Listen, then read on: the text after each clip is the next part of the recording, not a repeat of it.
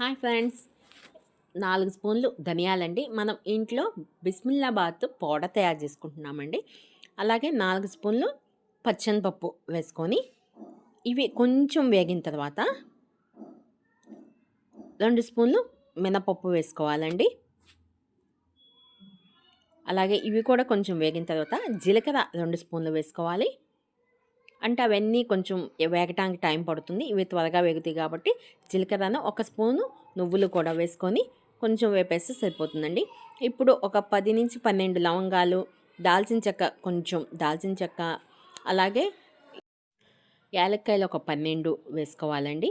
ఇవి కూడా కొంచెం వేగనిచ్చి స్టవ్ ఆఫ్ చేసుకొని అవి వేరే గిన్నెలోకి తీసేసుకొని అదే బాండీలో 1 స్పూన్ ఆయిల్ వేసుకొని మనకు ఒక గుప్పెడు ఎండుమిరపకాయలు వేసుకొని అలాగే ఒక గుప్పెడు కరివేపాకు కూడా వేసుకొని అలాగే 1 స్పూన్ ఇందాక వేయడం మర్చిపోయానని ఇప్పుడు వేస్తున్నానండి మెంతులు. ఇవి కూడా వేసుకొని బాగా వేపుకోవాలండి. మెంతులు వేస్తే చాలా బాగుంటుందండి టేస్ట్. ఇవి మొత్తం వేగిన తర్వాత ఇందాక వేసి పెట్టుకున్న బాండీలో వేసేసుకొని ఉప్పు కూడా వేసుకొని పౌడర్ చేసుకోవటమేనండి. కొంచెం ఉప్పు వేస్తే పౌడర్ నిలువ ఉంటుంది. ఇదిగోండి, ఈ పౌడర్ మనకు కావాల్సినంత వేసుకొని బిస్మిల్లాబాద్ చేసుకోవటమే. థ్యాంక్